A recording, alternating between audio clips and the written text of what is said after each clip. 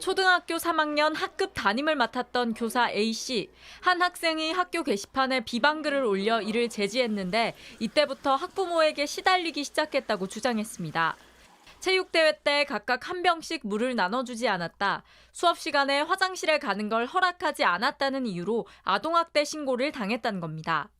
지도해 왔던 방식을 이제 정서학대, 아동학대로 신고를 할 수 있다는 걸 제가 생각을 하니까 학생을 어떻게 지도를 해야 되나. 싸우는 학생들을 말리다가 되레 폭행을 당해도 치료비는커녕 사과조차 받지 못한다고 했습니다. 저지하다가 이제 본인 마음대로 안 되니까 저를 이렇게 친 거죠. 분위기가 교사가 지도하는 과정에서 그럴 수도 있다라는. 학교 폭력을 중재하는 과정에서 불만을 품은 학부모가 각종 민원을 넣어도 참고 넘길 수밖에 없다고도 했습니다. 학폭에서 그 학생이 가해자가 됐어요. 우리 아이가 그 평판이 나빠졌다. 1년 내내 모든 교육 활동에 대해서 문제 제기를 하고 힘들게 하시는 교실 분들 상황이에요. 실제 교총에 접수된 교권 침해 상담 중 절반은 학부모에게 시달린다는 피해 호소였습니다. 악성 민원, 무고한 아동학대 신고로 교사는 교육하기를 두려워하고 학생들은 무질서하고 무기력한 교실에서 혼란스러워하고 있습니다. JTBC 조보경입니다. 진상부모 테스트입니다. 어허. 자, 서울의 한 초등학교 교사가 숨진 채 발견된 이후에 교직 사회는 며칠째 이 충격에서 헤어나오지 못하고 있습니다. 이 고인이 스스로 목숨을 끊은 경위는 아직 밝혀지진 않았지만 교권 추락과 또 열악한 교육 환경에 대한 우려가 커지고 있는데요. 자, 이로 인해서 교권 침해 사례가 다양하게 분출되고 있는 양상입니다. 네. 예를 들어 보면 원격 수업 기간에 학생이 수업에 참여하지 않는다고 학부모에게 연락을 했습니다. 그러자 학부모는 교사가 모닝콜을 해서 아이를 좀 깨워달라고 요구를 했고요. 자, 교사 입장에서는 어렵다고 하자 예. 학부모는 교육청에 민원을 제기한 겁니다. 이게 지금 실제 사례죠? 네, 그렇습니다. 와. 자, 또 이 밖에도 학생들 사이에 갈등을 중재하다가 학부모에게 욕설이나 폭언을 듣는 경우, 또 성적 처리와 관련해서 입에 담기 어려운 그런 모욕을 받는 경우가 많이 있습니다. 학부모 입장에서는 내 아이 생각하는 마음에 조금 판단을 좀 잘 못하고 진상인지 모르고 말하는 경우도 있었을 것 같긴 해요. 아까 모닝콜 해달라는 건 좀 심하긴 했는데. 그렇죠. 그러니까 양상이 그때그때 다를 수가 있는데요. 네. 자, 그래서 준비를 해봤습니다. 바로 진상부모 체크리스트인데요. 네네. 이 맘카페나 온라인 커뮤니티에서 많이 공유되고 있는 내용인데 이 중에 몇 가지나 우리가 해당되는지 한번 살펴볼 그런 필요도 있습니다. 네네. 시청자 여러분도 같이 보시죠. 자, 체크리스트인데요. 한번 보면 정말 급할 때는 늦은 시각에 연락할 수도 있다. 자, 이 내용 어떻게 생각하시는지요? 선생님한테 늦은 시간이어도 급할 땐 네.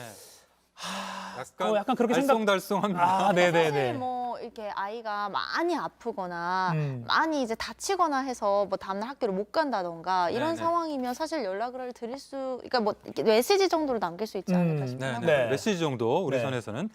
또 이 밖에도요. 우리 애는 예민하지만 친절하게 말하면 다 알아듣는다. 아하. 또 나이 많은 선생님은 엄해서 애들이 싫어한다. 어. 젊은 여교사는 애들이 만만하게 봐서 잘 못 휘어잡는다. 이런 체크리스트가 있군요. 네, 그러니까 나이 많은 경우도 그렇고 너무 젊어도 그렇고 이런 얘기도 있고요. 네. 또 이제 예민하지만 친절하게 말하면 다 알아듣는다라는 얘기도 이게 틀린 말은 아니잖아요. 예. 근데 이제 아이의 성향이 다 다르기 때문에 그렇죠. 저희 애만 봐도 친절하게 계속해서 말을 해도 또 못 알아들을 수도 있는 거거든요. 맞아요. 아이 입장에서는. 내 아이는 안 그럴 거야. 내 아이는 말 잘 들어. 이런 착각이 어떻게 보면 선생님한테 좀 힘들게 되는 경우가 있는 것 그렇죠. 같아요. 네, 네네. 그러니까 꼭 된다 안 된다를 떠나서 상황에 따라 다른데 내 아이는 괜찮을 거야라는 생각이 좀 많이 갖고 계시잖아요. 네네. 자, 또 하나 한번 다른 체크리스트 한번 볼까요? 네. 이어서 진상 부모의 단골 멘트가 또 있습니다. 예. 자, 이러한 부모들의 단골 멘트인데요. 자, 두 번째 한번 보면 집에서는 전혀 안 그러는데 아하. 이런 경우가 있고요. 작년엔 괜찮았는데 아하. 자, 이 말은 작년 선생님은 좋았다. 그렇죠. 지금은 좀 안 좋다. 이런 얘기일 수도 있죠. 그리고 집에선 전혀 안 그러는데도 교실 가서 선생님 앞에서만 이상하네요. 약간 이렇게 들리니까 그렇죠. 이게 또 선생님들한테는 스트레스가 될 수 있겠군요. 네. 또 다른 거 뭐가 있습니까? 자, 다른 걸 보면요. 앞서 좀 약간 연관되는 이야기인데 네. 우리 애가 순해서 친구들 영향을 많이 받아요. 아하. 또 늦은 밤에 연락드려서 죄송하지만 이런 게 있습니다. 그러니까 내가 손가락질 받는 그 진상 부모였을 수도 있겠다는 생각이 그러니까 선생님 입장에서는 하고요. 늦은 밤 전화 드려서 죄송하지만 죄송하면 하지 마세요라고 말하고 싶은데 말을 못 하잖아요. 아, 그렇죠. 그런 그러니까 거구나. 아까 말한 대로 메시지 정도는 또 괜찮을 수도 있고 아니면 뭐 아이가 아팠을 때는 다음 날 당일 당일. 아침 오전에 이렇게 됐습니다라고 연락하면 선생님도 뭐 받아들일 수 있는 부분이고요. 네. 그러니까 상황에 따라 다르다라고 볼 수가 있습니다. 그러니까 이런 진상부모 체크리스트, 뭐 단골 멘트가 온라인 커뮤니티에 많이 퍼지고 있는 이 상황 자체가 사실 웃으면서 바라볼 수만은 없는 것 같아요. 이게 어떻게 보면 선생님들 입장에서는 피해를 당했던 사례라고 볼 수 있는 거잖아요. 네네네. 이 교권 붕괴, 교실 현장에 대한 대책이 지금 빨리 필요한 것 같습니다. 최근 서울의 한 초등학교 교사가 숨진 사건과 관련해 교권 침해 책임론이 논란이 되고 있습니다.